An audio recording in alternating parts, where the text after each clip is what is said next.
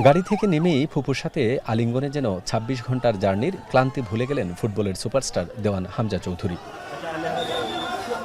তবে বাড়িতে প্রবেশের আগে পুরোটা যাত্রাপথে পেয়েছেন ফুটবল প্রেমীদের উষ্ণ অভ্যর্থনা। ক্ষুদে শিশু থেকে বয়স্ক ফুটবল বোদ্ধা সকলেই যেন হামজাকে আপন করতে নেমে এসেছেন রাজপথে।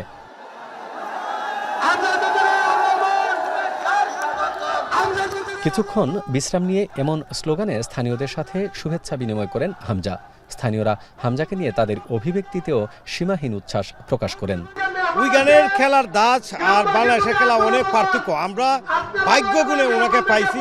উনি আমাদের দেশে আসছে, জাতীয় দলে খেলবে, কিন্তু কতটুকু যে আমরা ধরে রাখতে পারবো এটা আল্লাহই ভালো জানে। এর আগে দেশে নেমেই গণমাধ্যমে বাংলায় হামজা চৌধুরী যে আশাবাদ ব্যক্ত করলেন ও স্বপ্ন দেখালেন, সেই স্বপ্নটা বাংলাদেশের সকল ক্রীড়াপ্রেমীদেরও। ইনশাআল্লাহ আমরা উইন করব। আমরা বিগ ড্রিমস আছে আমরা বাংলাদেশের সঙ্গে। আমি কোচ হাভিয়ার সঙ্গে ম্যাচি বুতা, আর ইনশাআল্লাহ আমরা উইন করে প্রোগ্রেস করতে পারব। সঙ্গত কারণেই হামজাকে নিয়ে উৎসাহের কমতি নেই দেশের ফুটবল প্রেমীদের।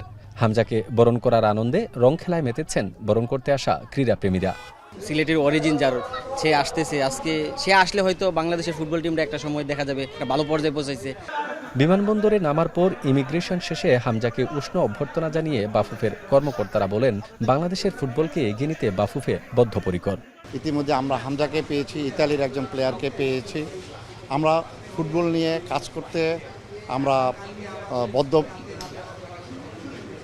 পরিকল্পিতভাবেই আমরা করতে চাচ্ছি। সো আমরা চাই যে এদেশে আবারও তার হারানো গৌরব যে ফুটবল, সেই ফুটবলকে আমরা মাঠে দেখতে চাই।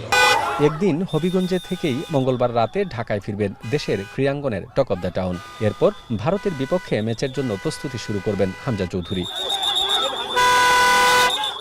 হামজা চৌধুরীকে উপলক্ষ করে এই হাজার হাজার মানুষের এই যে উৎসাহ উদ্দীপনা, তার কেন্দ্রবিন্দু কিন্তু ফুটবল।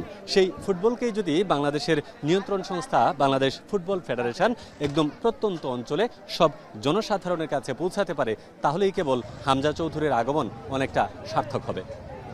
গুলজার আহমেদ, এখন হবিগঞ্জ।